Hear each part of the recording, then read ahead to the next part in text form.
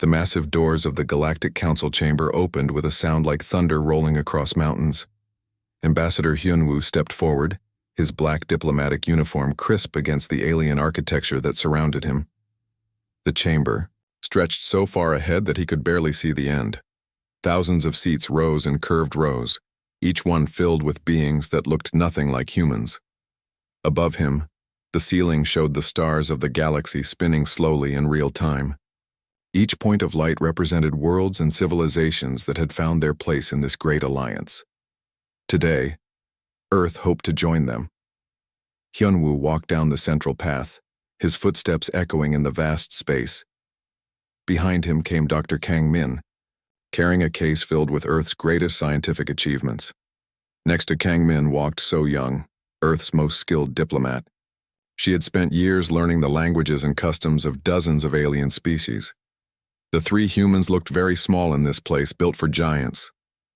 As they reached the center of the chamber, Hyunwoo looked up at the beings watching them. The Zephyrians looked like tall birds made of silver metal, their eyes glowing with blue light. The crystalline collective appeared as living gemstones that changed colors as they thought. The ancient Voidwalkers were shapes of pure darkness with stars floating where their eyes should be. There were hundreds of other species, each one stranger than the last. Some breathed water instead of air. Others had multiple heads or no visible form at all. But they all shared one thing in common. They were all watching the humans with the same cold, judging expression. The Speaker of the Council rose from the highest seat. It was a Voidwalker, its voice coming from everywhere at once like whispers in space. "Humans of Earth," the speaker said, "you have requested membership in the Galactic Federation. Present your case." Hyunwoo stepped forward and bowed in the traditional greeting he had practiced for months. "Honored beings of the galaxy, we come in peace. Earth offers friendship, knowledge, and cooperation to this great alliance." Dr. Kangmin opened his case and activated a holographic display. Images of Earth's cities appeared in the air above them. Clean energy systems, medical advances, and space technology floated like dreams made real. "Our science has ended hunger on our world," Kangmin said in careful, measured words. "We have learned to heal diseases that once killed millions. Our ships have carried us to every planet in our solar system." The display showed Mars colonies with their dome cities glowing under red skies. It showed space stations spinning gracefully around Jupiter's moons. It showed the great ships that had brought humanity to the stars for the first time. So Young spoke next, her voice carrying to every corner of the vast chamber. "Earth seeks not to take from the galaxy, but to give. We have studied the histories of many worlds. We know that cooperation creates strength. We know that differences make us all better." She gestured to the display, which now showed humans working alongside early alien visitors. "We have welcomed every species that has come to Earth. We have learned from them. We hope to learn from all of you." For a moment, silence filled the chamber like a held breath. Then the whispers began. The Zephyrian representative rose first, its metal feathers ringing like bells. "The humans are too primitive," it announced. "Their technology is crude. Their understanding of the universe is limited. They are not ready for the responsibilities of galactic citizenship." A representative of the crystalline collective pulsed with red light as it spoke. "Emotional instability defines this species. They wage wars among themselves.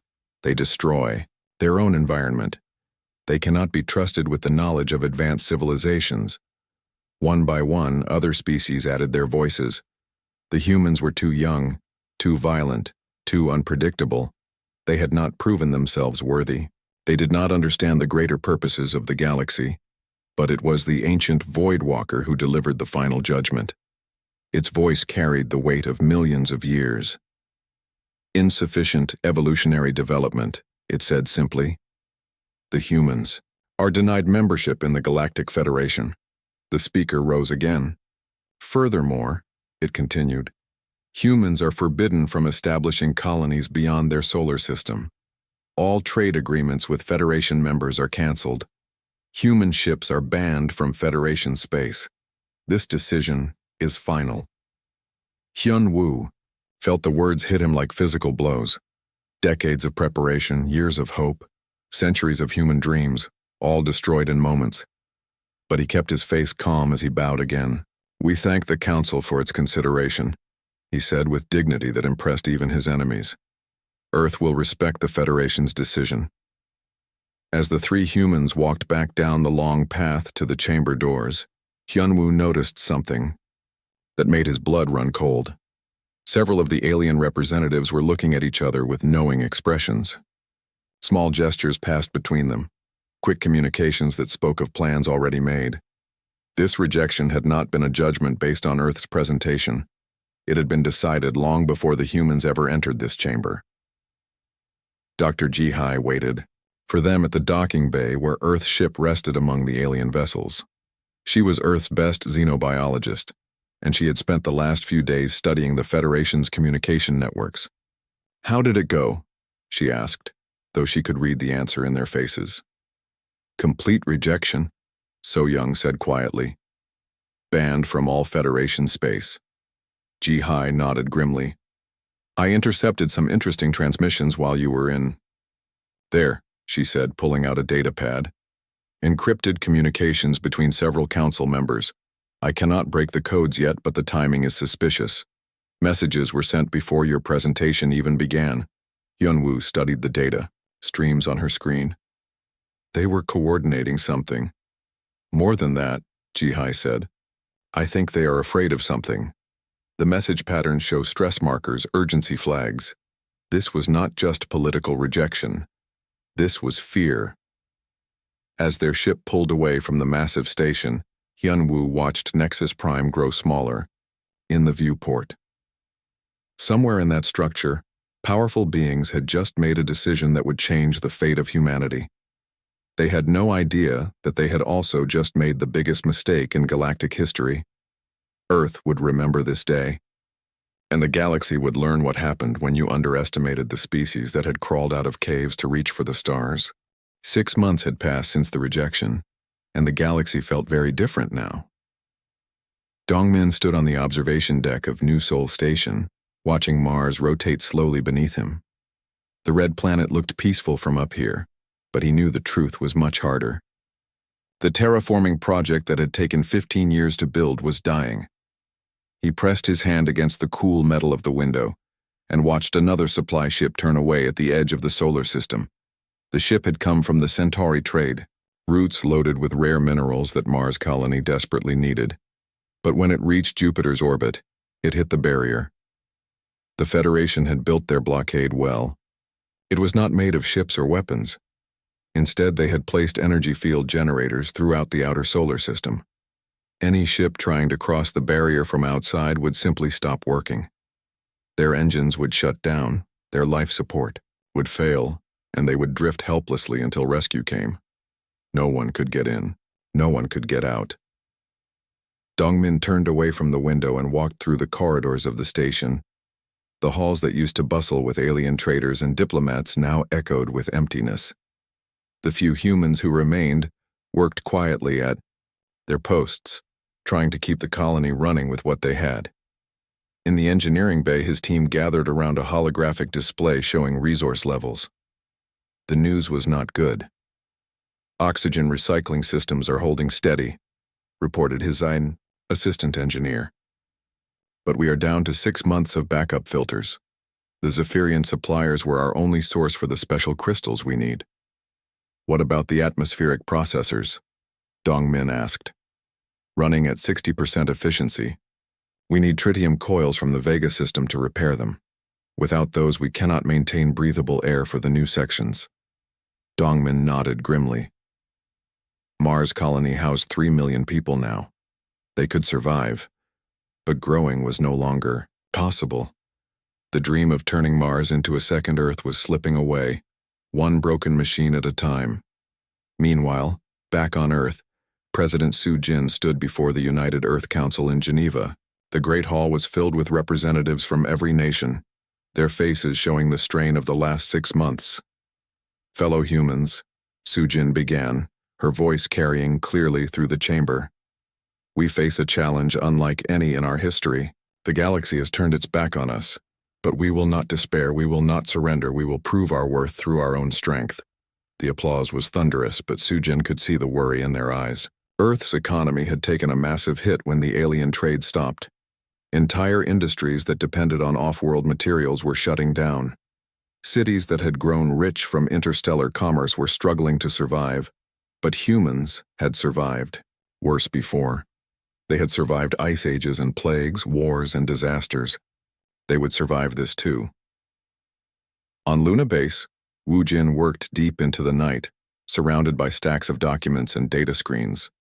As a former translator for Federation diplomatic missions, he had access to files that most humans never saw. Now, he was using that access to search for answers.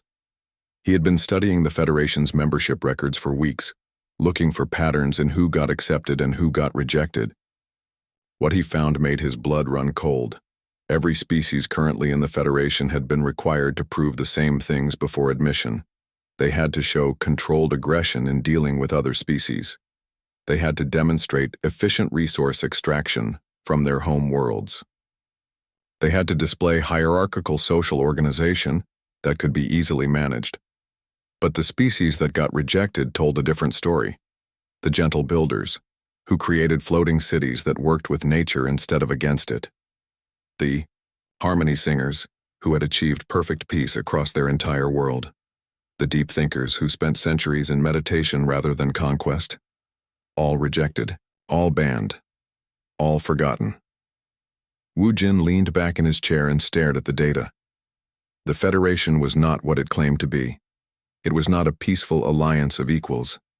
It was something else entirely. His computer chimed with an incoming message.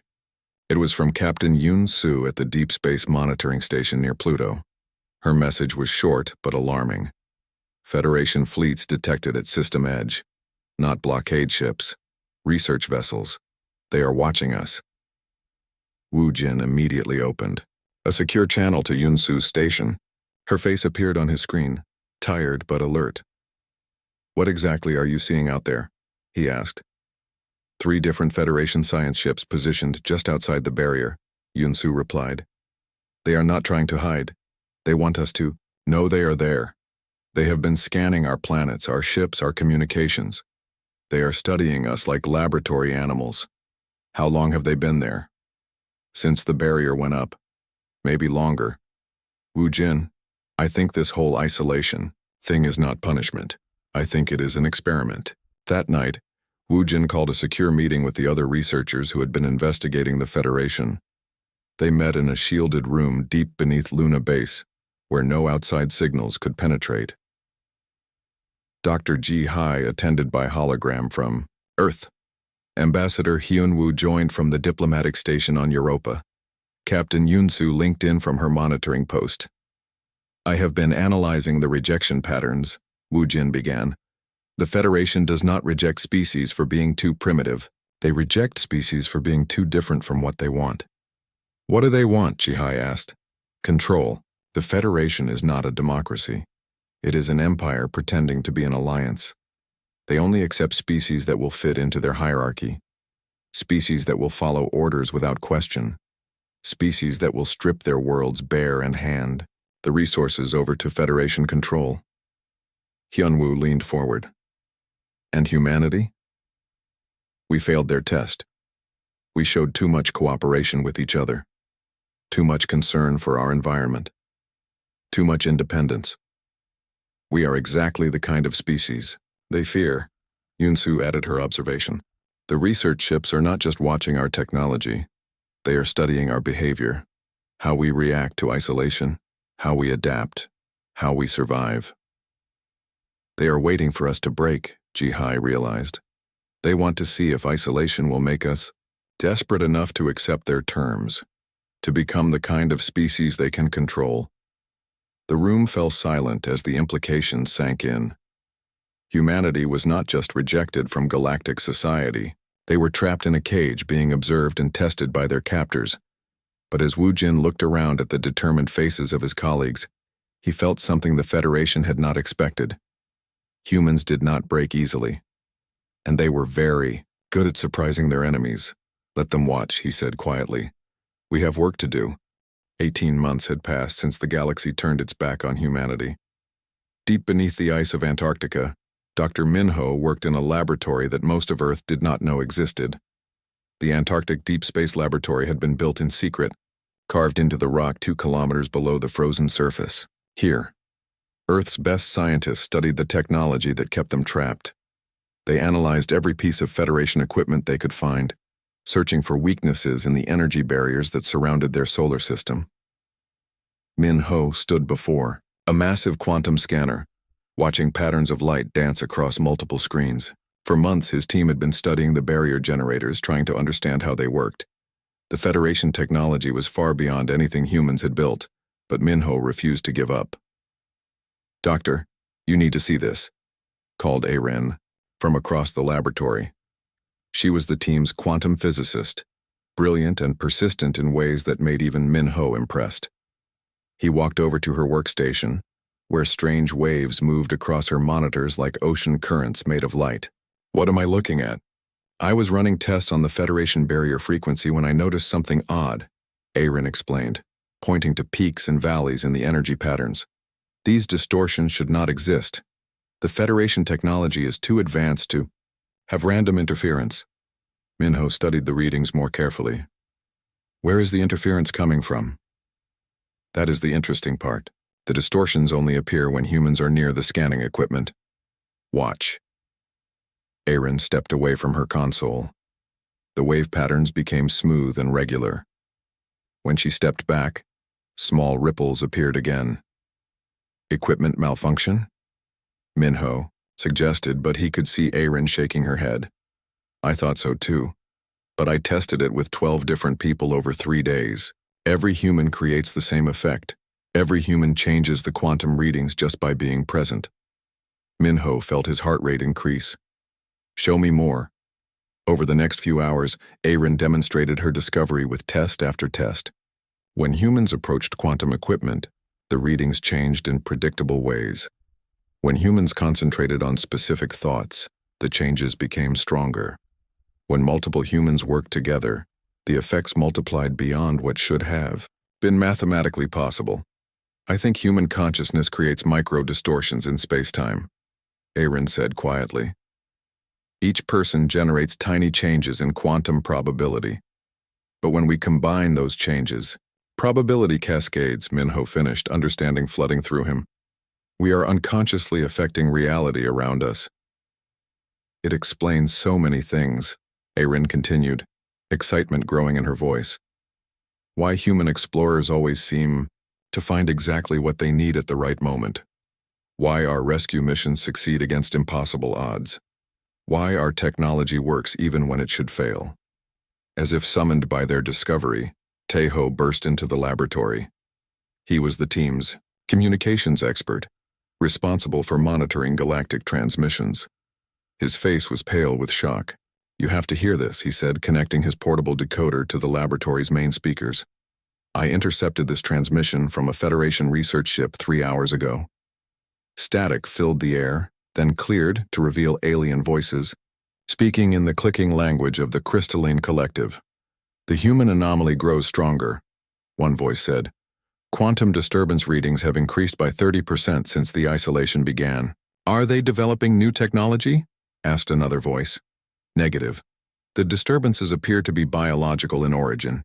Each human consciousness generates probability fluctuations that compound exponentially when they interact. The Council must be informed immediately. If the humans discover how to control this ability..." The transmission ended in static. Min-ho, Aren, and Taeho stared at each other in stunned silence. The Federation had not just been watching humanity, they had been studying the very phenomenon that Aren had just discovered. "They know," Taeho whispered. "They have known all along." A secure communication request chimed from the main console. Dr. Youngsuk appeared on the screen, calling from Earth's new science directorate in Geneva. As Earth's highest-ranking scientist, she had been coordinating research efforts across all human colonies. "Min-ho, I need to know your current status," she said urgently.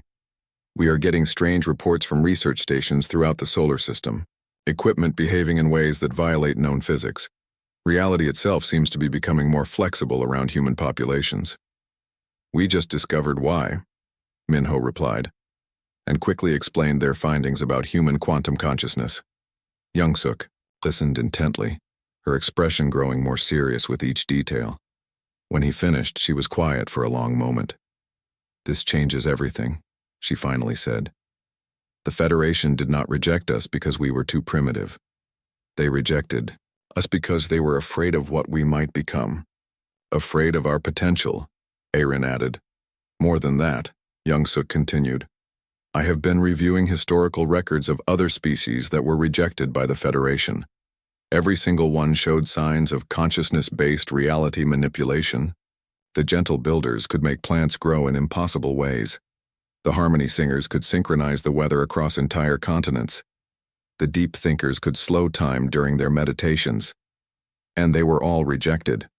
Taeho realized. "The Federation controls the galaxy through quantum manipulation of reality," Young-suk explained. "They make resistance seem impossible by making it literally impossible. But consciousness like ours disrupts their control. We make their carefully ordered universe unpredictable."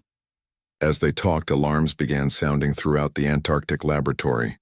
Emergency lights bathed everything in red as automated systems detected massive energy fluctuations. In the quantum mechanics lab on Luna Base, young physicist Jae-min was conducting his own experiments based on the Antarctic team's preliminary reports. He had been trying to replicate their consciousness quantum interaction findings when something extraordinary happened. Space tore open in front of him. It was only a tiny hole, no bigger than a marble, but through it, he could see stars that were not in Earth's sky. The micro-wormhole lasted only seconds before collapsing, but the implications were staggering. Human consciousness had not just affected quantum readings, it had actually changed the structure of space-time itself. As reports of the Luna incident reached Earth, Young-suk realized that humanity had just taken its first real step toward freedom. The Federation's quantum barriers were designed to stop ships and technology, but they had not been designed to stop consciousness that could fold space itself. "Contact every research station," she ordered. "Share everything we have learned. If human consciousness can create wormholes, then isolation is no longer possible." "What about the Federation ships watching us?" Taeho asked. Young-suk smiled for the first time in months. "Let them watch. They are about to see something that will terrify them more than they ever imagined." "What is that?" "Humans who finally understand what they are capable of."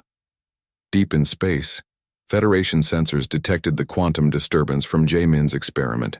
Automated systems immediately sent priority alerts to the Galactic Council. For the first time in 1,000 years, the ancient computers calculated a probability that made no logical sense. The humans had just achieved faster-than-light travel.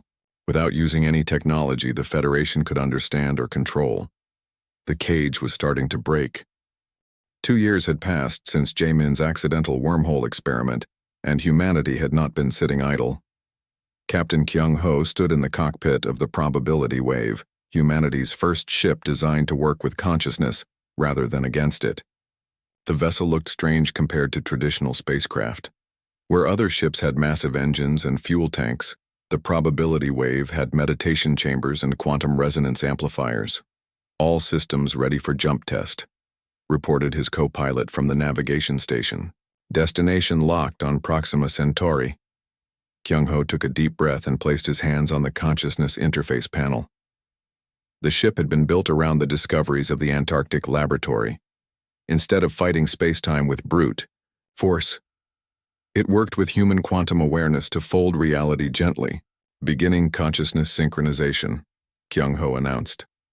Throughout the ship, 12 specially trained crew members entered a meditative state. They had spent months learning to focus their quantum signatures in harmony. As their consciousness aligned, the ship's instruments began showing impossible readings. Space around the probability wave started to shimmer like heat waves rising from hot pavement. The stars outside the viewports began to stretch and bend. Reality itself was responding to human will. Jump in 3, 2, 1. The universe folded. For a moment that lasted forever and no time at all, Kyung-ho felt connected to every point in space simultaneously. He could sense distant stars, alien worlds, and the vast network of consciousness that filled the galaxy. Then reality snapped back into focus. Outside the viewports, the red dwarf star Proxima Centauri glowed like an ember in the darkness. "Jump successful," Kyung-ho reported, his voice filled with wonder. "Travel time from Sol system to Proxima Centauri, 14 minutes. The fastest." Federation ships took 3 weeks to make the same journey. Back on Earth, In-young watched the successful test from the new External Affairs Command Center in Seoul. As Earth's Director of External Affairs, she had been preparing for this moment since the breakthrough discoveries began. Her communication board immediately lit up with incoming signals from across the galaxy. Federation monitoring stations had detected the impossible faster-than-light signature. Emergency broadcasts filled Federation communication channels as panicked officials tried to understand what they had just witnessed. "Director In-young," called her assistant, "we are receiving reports from Federation border worlds. They are detecting what they call reality fluctuations wherever our test ship appeared." In-young smiled grimly. The Federation's carefully controlled universe was starting to crack. "What kind of fluctuations?" "Their quantum control networks are experiencing random failures. Automated systems are behaving unpredictably. Some reports mention that local populations are beginning to act more independently than usual. The presence of human consciousness is disrupting their reality manipulation," In-young realized. "Our quantum signatures are spreading through space-time, making their control systems unstable." 3 days later, Admiral Sung-min led humanity's first exploration fleet beyond the solar system. 5 ships built on the same consciousness drive, principles as the probability wave departed Earth simultaneously, each heading toward different star systems that had been marked as empty on Federation charts. What they found changed everything. The first ship, commanded by Sung-min himself, arrived at a system labeled as uninhabitable by Federation records. Instead, they discovered a thriving civilization of crystalline beings living in elaborate cities carved into asteroids. The beings called themselves the Forgotten Ones. They had been rejected by the Federation 800 years ago for refusing to strip mine their home worlds. Since then, they had lived in hiding, moving their entire civilization to places the Federation considered worthless. "You are the humans," their leader said through a translation device, its voice like wind chimes in a gentle breeze. "We have heard the quantum songs your consciousness creates. Your arrival has given us hope for the first time in centuries." Similar discoveries happened throughout the week. The second exploration ship found a vast network of artificial habitats hidden in the spaces between stars, home to species that had been driven out for practicing peaceful philosophy. The third ship discovered an entire planet of beings who had been rejected for being too empathic. All of them had been watching the Federation's treatment of humanity with great interest. Boram, serving as Earth's first interstellar diplomat, found herself speaking to representatives of 43 different species in 1 week. All of them had been rejected by the Federation for the same basic reason. They refused to be controlled. The Federation told the galaxy that rejected species had failed to evolve properly, explained the ambassador of the Harmony Builders, whose people had achieved perfect balance with their environment. They said we were primitive, dangerous, or unstable. But the truth was that we asked too many questions. Questions about what? Boram asked. About why the Federation demanded tribute from member worlds. About why their technology only worked when consciousness was suppressed. About why independent thinking was considered a disease to be cured. The revelation grew more disturbing as Boram learned the full scope of Federation deception. Every member species was required to install consciousness-dampening fields in their population centers. These fields made citizens more obedient, less creative, and easier to control. Species that refused this requirement were labeled as threats and excluded from galactic society. "How many species have been rejected?" Boram asked. "Nearly half the galaxy," came the stunning reply. "The Federation controls perhaps 60% of known space. The rest of us survive in the margins, waiting for someone strong enough to challenge their dominance." Meanwhile, back on Luna Base, young physicist Seok Jin was conducting experiments that would prove the key to everything. Working with a team of consciousness researchers, he had been testing how human quantum signatures affected Federation technology. The results were beyond their wildest hopes. When humans focused their consciousness on Federation quantum control devices, the machines simply stopped working. The consciousness-dampening fields failed. The reality manipulation networks crashed. Even the mighty energy barriers that surrounded human space began to flicker and weaken. "It is like our awareness is a virus in their system," Seok-jin explained to Dr. Young-suk during a secure transmission. Federation technology requires suppressed consciousness to function properly. Human awareness disrupts the quantum foundations that their entire civilization is built on. "How long before the Federation realizes what we can do?" Young-suk asked. "I think they already know," Seok-jin replied, pointing to his detection screens. "Federation research ships have been positioning themselves around every star system where our exploration fleet appeared.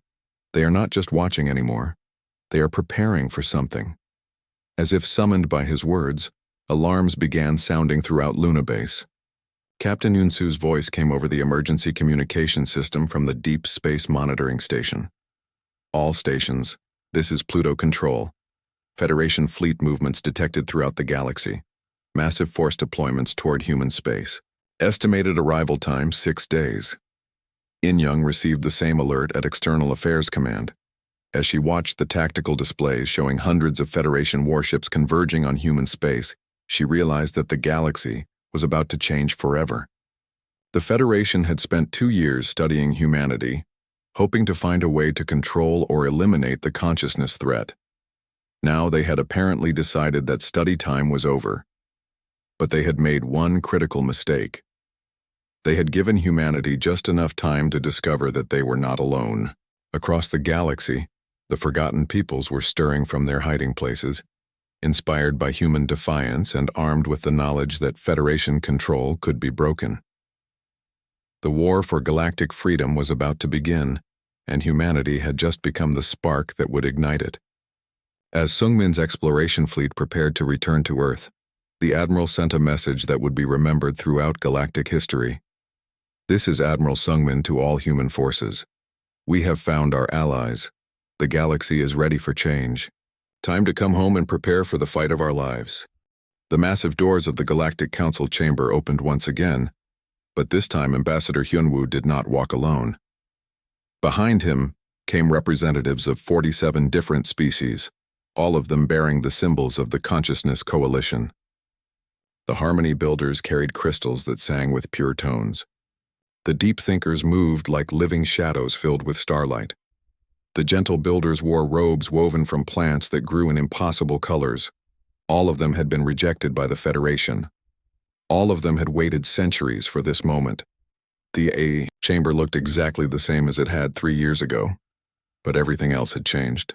The Federation representatives sat in their high seats, but now their confident expressions showed cracks of worry. Emergency sessions had been called throughout the week as reports came in from across the galaxy. 17 Federation worlds had gone silent.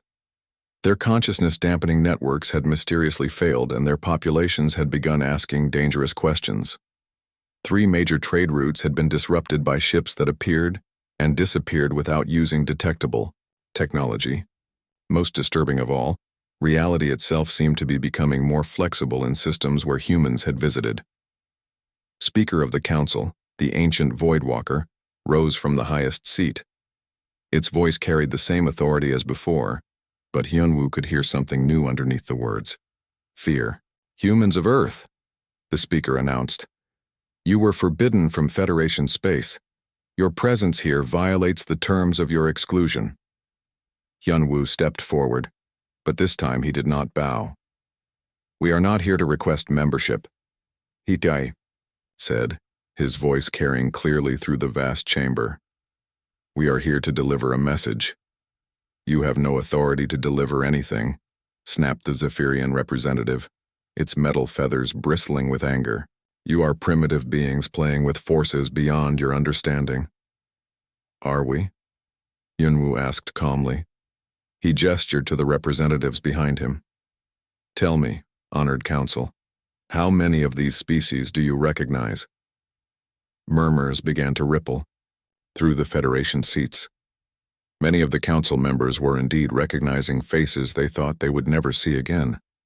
Species that had been declared extinct or lost were standing in their chamber, very much alive and very much unified. The crystalline collective representative pulsed with nervous red light. These species were rejected for legitimate reasons. They proved themselves unfit for galactic civilization. Unfit, repeated Boram, stepping forward from the coalition group. As Earth's lead interstellar diplomat, she had spent months preparing for this moment. Unfit because they refused to surrender their consciousness. Unfit because they asked questions about your methods. Unfit because they would not strip their worlds bare to feed your empire. Lies, hissed the speaker, but its voice carried less conviction than before. Are they? Asked a new voice. Chancellor Sujin appeared as a quantum transmission hologram next to Hyunwoo, her image flickering with the same reality-bending technology that had brought the humans across the galaxy. In hours instead of weeks, let us share some truth with this council. The air above the chamber floor shimmered and filled with images. Recordings from the Forgotten Peoples showed the real history of Federation expansion. Worlds stripped of resources, populations controlled by consciousness-dampening technology. Species that asked too many questions simply disappearing from galactic records. You call yourselves a federation, Sujin continued, but you are an empire built on suppression and fear. You maintain control by making independent thought impossible. The speaker rose to its full height, darkness swirling around it like a living storm. Enough. You will be silent. The ancient Voidwalker raised its arms and the chamber filled with the hum of massive machinery activating. Throughout Nexus Prime, quantum control systems came online with power that could reshape reality itself. These were the same systems that kept Federation populations obedient, that made resistance seem impossible, that had maintained galactic order for 1,000 years. The systems focused their full power on the human delegation and their allies, preparing to simply erase them from existence. Nothing happened. Hyunwoo smiled as the Federation Council stared in growing panic at their control panels. Your quantum manipulation only works on suppressed consciousness, he explained. It has no power over minds that are truly free. Impossible, whispered the crystalline collective representative. Watch, said Dr. Min-ho, appearing as another quantum transmission from Earth. Throughout the chamber, human consciousness began to resonate in harmony. The effect spread to their coalition allies, then rippled outward through space-time itself. The quantum control systems did not just fail. They began to cascade in reverse, their suppression networks unraveling as human awareness touched them.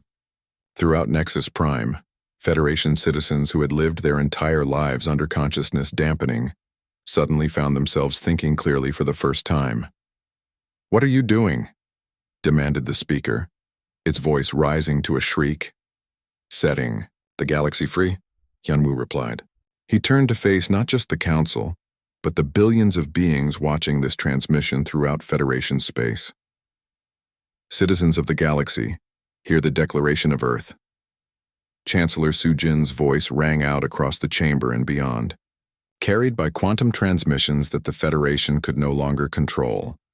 We, the free peoples of the galaxy, declare that consciousness cannot be owned, controlled, or suppressed. We declare that no government has the right to dampen the minds of its citizens. We declare that the age of quantum dictatorship is ending. You have a choice, added Hyunwoo, addressing the Federation Council directly.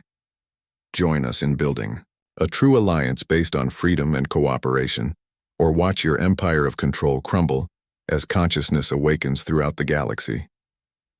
The speaker made one final attempt to assert control, activating emergency systems throughout the Federation fleet. The result was catastrophic for the Federation and liberating for everyone else. On 17 worlds simultaneously, consciousness-dampening fields failed permanently. Populations that had been obedient for generations suddenly remembered what it felt like to think freely. On 43 more worlds, citizens began asking questions their governments could not answer. Throughout space, Federation warships found their quantum control systems failing. Ships that had been heading toward human space with conquest in mind suddenly found their crews questioning their orders. Captain Yun-Su, monitoring from her station near Pluto, watched in amazement as the mighty Federation fleet simply stopped moving.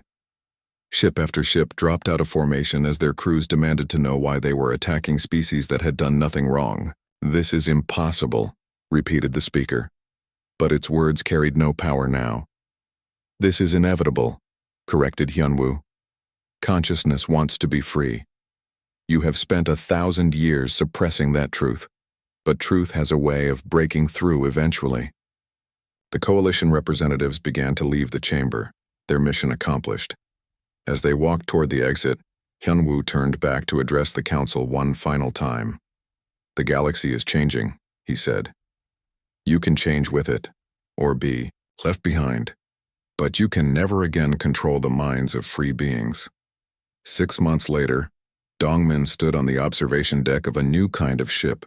The exploration vessel Freedom's Light was a joint creation of humanity and 15 coalition species, designed for journeys into the unexplored regions beyond Federation space. "Ready for departure," reported Captain Yun-Su from the bridge. She had volunteered to command the first mission into truly unknown territory. Through the viewports, Dongmin could see dozens of other ships from as many different species. The Consciousness Coalition had grown to include over 200 worlds that had declared independence from Federation control. Not all Federation species had joined them, but enough had changed sides that the old empire was crumbling from within. Dr. Young-suk appeared on the communication screen from Earth's Science Directorate. "Final systems check complete," she reported. "All ships are ready for translation to the Andromeda approach vector." Dongmin felt the familiar shimmer of consciousness driven faster than light travel beginning around them. But this time, it felt different. Instead of the focused harmony of human awareness, he could sense the combined consciousness of hundreds of different species working together. The result was beautiful beyond description. Space did not just fold around them, it sang. As the ships entered the space between galaxies heading toward new worlds and new possibilities, Dongmin thought about how far humanity had come. 3 years ago, they had been rejected outcasts, trapped in their own solar system and forgotten by the galaxy. Now they were leading a coalition of free minds toward the stars, carrying with them the most powerful force in the universe. The simple, but revolutionary idea that all consciousness deserved to be free. Behind them, the Milky Way galaxy continued its slow transformation. Federation control was ending not through conquest, but through awakening. Species after species rediscovered what their ancestors had known before the dampening fields took away their dreams. The galaxy would never be the same. And in the vast darkness between stars, new adventures waited for minds brave enough to think freely.